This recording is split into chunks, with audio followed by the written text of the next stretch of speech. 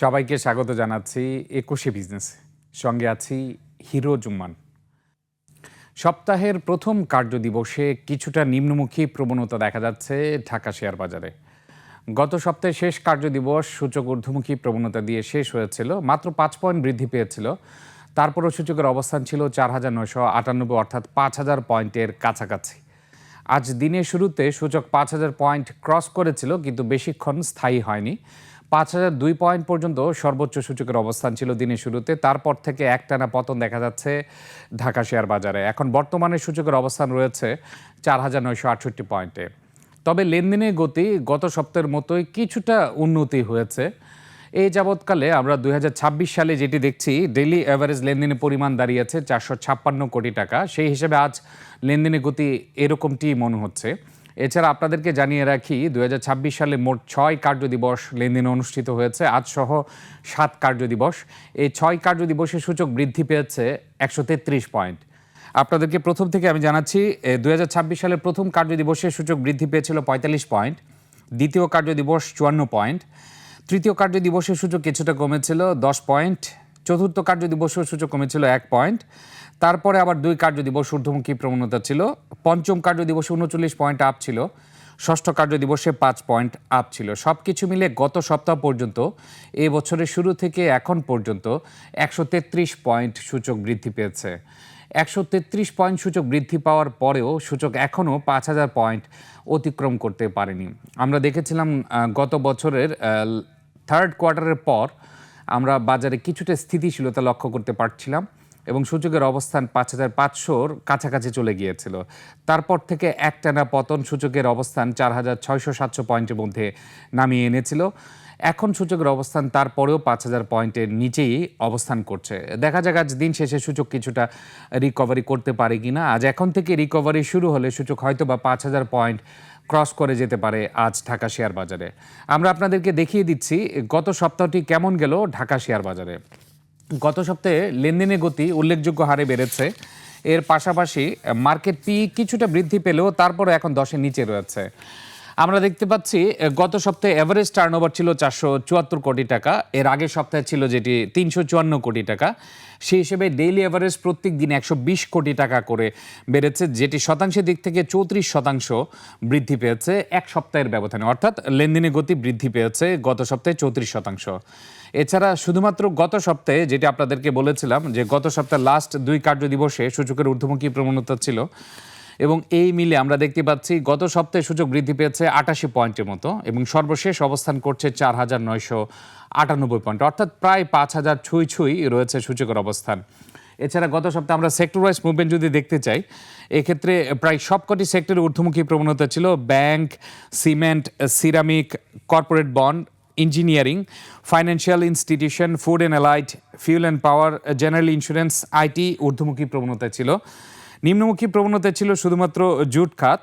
তারপর আমরা দেখতে পাচ্ছি বাকি সবকটি খাতে ঊর্ধ্বমুখী প্রবণতায় ছিল। জুট খাতের পর life insurance, miscellaneous, mutual fund, paper and printing, pharma and chemical, service, real estate, tannery industries, telecom, textile, travel and leisure. গত সপ্তাহে উইকলি আমরা যদি সেক্টর ওয়াইজ অ্যানালাইসিস দেখি, শুধুমাত্র জুট সেক্টর ছাড়া বাকি সবকটি খাত ঊর্ধ্বমুখী প্রবণতায় ছিল। এখন আপনাদেরকে দেখিয়ে দিচ্ছি গত সপ্তাহের শেষে পি রেশিও কত দাঁড়িয়েছে ঢাকা শেয়ার বাজারে। মার্কেট পি এখন পর্যন্ত দাঁড়িয়েছে ৮.৮২, অর্থাৎ এখনও ১০-এর নিচে রয়েছে market P ratio. Mutual fund ৩.৩৫ সর্বনিম্ন পিই রেশিও রয়েছে। Fuel and power ৪.২৮। ব্যাংকিং খাতের পিই রেশিও দাঁড়িয়েছে ৬.৪৩। ফার্মাসিউটিক্যাল অ্যান্ড কেমিক্যাল পিই রেশিও দাঁড়িয়েছে ৯.১৫। ফাইন্যান্সিয়াল ইনস্টিটিউশনের পিই রেশিও দাঁড়িয়েছে ১০.২৩। ইঞ্জিনিয়ারিং খাতের পিই রেশিও ১১.০৩। টেক্সটাইল খাতের ১১.৩০। ট্রাভেল অ্যান্ড লিজার ১২.১২। সিমেন্ট খাত ১২.৩৫ পিই রেশিও দাঁড়িয়েছে। সার্ভিস অ্যান্ড রিয়েল এস্টেট ১২.৩৮। টেলিকমিউনিকেশন 12.৬৭। বিমা খাতের পিই রেশিও দাঁড়িয়েছে 13.৬৩। আইটি খাতের পিই 14.44। মিসেলিনিয়াস প্রায় 15% পিই দাঁড়িয়েছে, অর্থাৎ পিই রেশিওটা দাঁড়িয়েছে 14.87। Food and allied 16.18। Paper and printing 23। Jute 26.17। Tannery industries 60.24 রয়েছে পিই রেশিও। এছাড়া সিরামিক খাতে পিই রেশিও 86-এর উপরে রয়েছে, অর্থাৎ এই পি রেশিওটি দাঁড়িয়েছে 86.33 পি রেশিও। এখন আমরা দেখে নিচ্ছি গত সপ্তাহে উইকলি টপ গেইনারে কারা ছিল। গত সপ্তাহে টপ গেইনারের চেয়ে টপ লুজারের উল্লেখযোগ্য বিষয় হচ্ছে সবকটি রয়েছে জেড ক্যাটাগরির। আমরা প্রথমে আজ টপ লুজার দেখে নিব। টপ লুজারে জেড ক্যাটাগরিতে আমরা দেখতে পাচ্ছি পিপলস লিজিং সবচেয়ে বেশি 28% দর হারিয়েছে, ফারিস ফাইন্যান্স 27% দর হারিয়েছে, ফার্স্ট ফাইন্যান্স 26% দর হারিয়েছে, প্রিমিয়ার লিজিং 25% দর হারিয়েছে, ইন্টারন্যাশনাল লিজিং 25% দর হারিয়েছে, বিআইএফসি 23.53% দর হারিয়েছে। অর্থাৎ আমরা প্রথম 6টি কোম্পানি দেখেছি নন ব্যাংকিং ফাইন্যান্সিয়াল ইনস্টিটিউশন, অর্থাৎ আর্থিক খাতের প্রতিষ্ঠানে ব্যাপক ধস গিয়েছে গত সপ্তাহে। টপ লুজারের মধ্যে 7টি রয়েছে আর্থিক প্রতিষ্ঠান খাতের।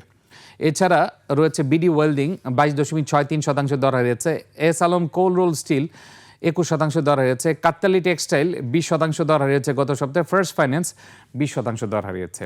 এছাড়া দর বৃদ্ধির ক্ষেত্রে শীর্ষে যে সকল প্রতিষ্ঠান ছিল, এক্ষেত্রে এ ক্যাটাগরির আধিপত্য ছিল, 6টি প্রতিষ্ঠান রয়েছে এ ক্যাটাগরি থেকে।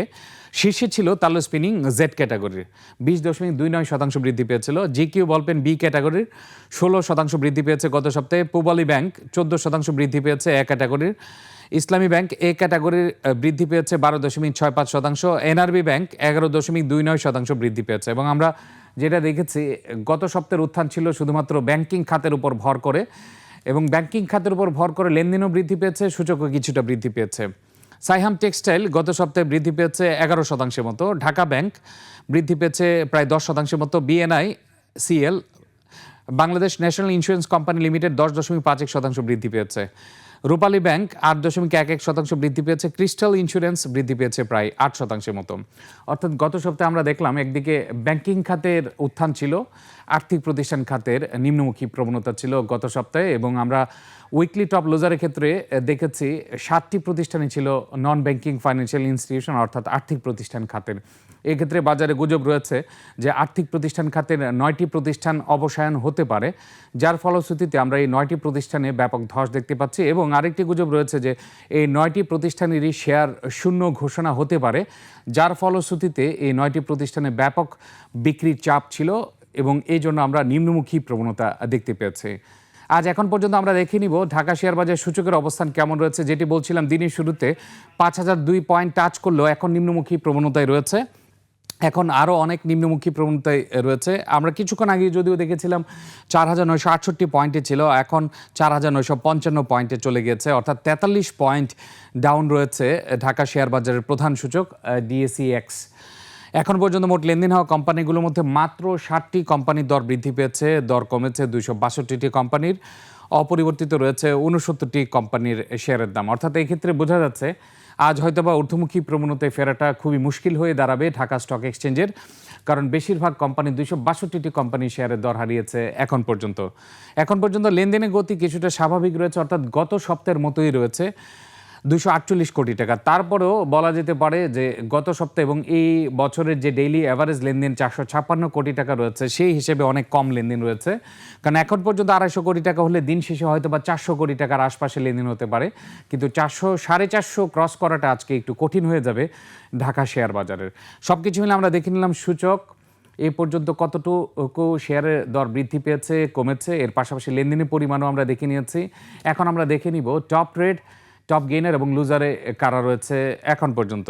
ডিএসসি টপ ট্রেডে প্রথম স্থান রয়েছে ডোমিনেট স্টিল, এখন পর্যন্ত লেনদেন হচ্ছে 15,69,00,000 টাকার। ওরিয়ন ইনফিউশন রয়েছে দ্বিতীয় অবস্থানে 12,17,00,000 টাকা লেনদেন হচ্ছে।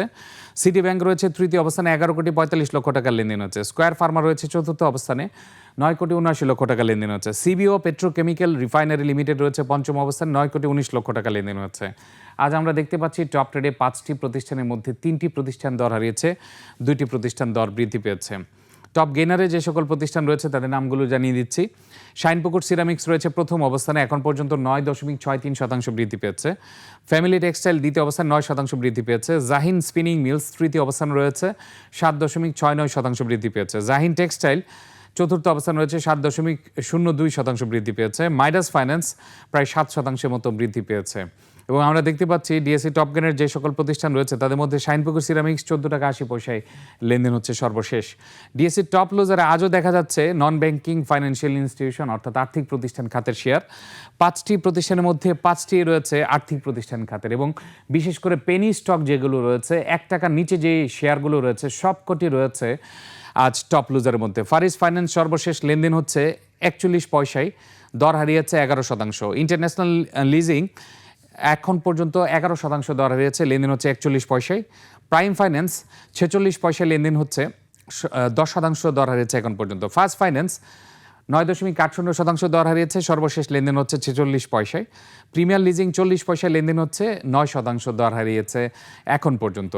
আমরা দেখে নিলাম ঢাকা শেয়ার বাজারের টপ ট্রেড, গেইনার, লুজার অবস্থান এবং সূচকের অবস্থান।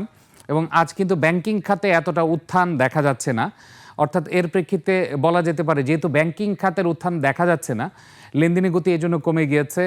এবং দর বৃদ্ধি পাওয়ার ক্ষেত্রেও আমরা দেখতে পাচ্ছি খুব বেশি কোম্পানি খুঁজে পাওয়া যাচ্ছে না, মাত্র 60টি কোম্পানির দর বৃদ্ধি পেয়েছে এখন পর্যন্ত। এছাড়া লেনদেনের গতি অনেকটাই কমে গিয়েছে, গত সপ্তাহের তুলনায় প্রায় 50 কোটি টাকার মতো লেনদেন কম হচ্ছে আজ ঢাকা শেয়ার বাজারে। যেহেতু ব্যাংকিং খাতে নেতিবাচক প্রবণতা রয়েছে, সেক্ষেত্রে আজ দিনের শেষটাও হয়তো বা নিম্নমুখী প্রবণতা দিয়ে শেষ হতে পারে, এবং আজ হয়তো বা 5000 পয়েন্ট সূচক অতিক্রম করতে পারবে না ঢাকা শেয়ার বাজার। দর্শক, নিচ্ছে একটা বিরতি, ফিরছে একটু পরে, ততক্ষণ আমাদের সঙ্গেই থাকুন।